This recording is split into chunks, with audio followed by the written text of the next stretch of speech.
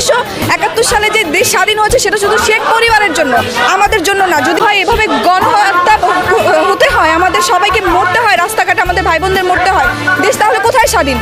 অবশ্যই ও যদি ভোটচোর না হয়, ওরে কয়বার আপনারা ভোট দিছেন? ওরে ভোট দিছেন? কয়জন বুকে হাত দিয়ে বলতে পারবে যে আজকে আমি শেখ হাসিনায় ভোট দিছি? বাংলাদেশে যতবার ছাত্র আন্দোলন হয়েছে ততবারই ছাত্ররা বিজয় ছিনিয়ে নিয়ে এসেছে। এবারও আসবে ইনশাল্লাহ, শুধু সময়ের অপেক্ষা।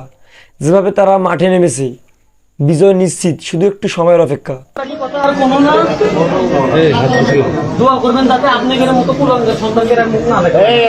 কলিজা কতটা বড় হলে এরকম কথা বলা যায়? সেলিউট ভাই।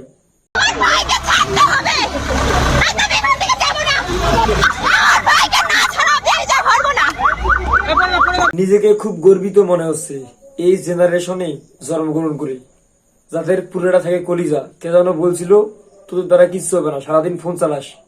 আর এখন আমার নিজেকে গর্বিত মনে হচ্ছে এই জেনারেশনে জন্মগ্রহণ করে, যাদের পুরোটাই কলিজায় ভরা।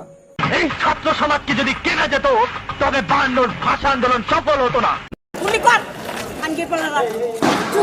বাংলাদেশটা ধ্বংস করিয়ে দিছে সুতপারানিরা। যদি কেউ ন্যায্য কথা বলে, আমরা সংখ্যায় বেশি হলেও একজন যদিও সে হয়, তার ন্যায্য কথা আমরা মেনে নেব। কেউ যদি সংখ্যায় কম হয় কিন্তু ন্যায্য কথা বলে, তার কথা আমরা মেনে নিব। কথাটা যতবার শুনি একদম মনটা ভরে যায়।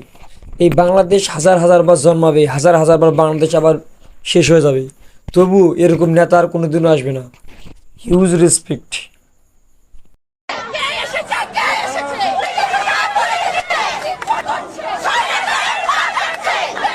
আমাদের দেশে যতবার ছাত্র আন্দোলন হয়েছে, কোনোদিনও ছাত্রদেরকে কেউ দমিয়ে রাখতে পারেনি, পারবেও না ইনশাল্লাহ। বিজয় ছিনিয়ে তারা আনবেই আনবে ইনশাল্লাহ, শুধু সময়ের অপেক্ষা। তুমি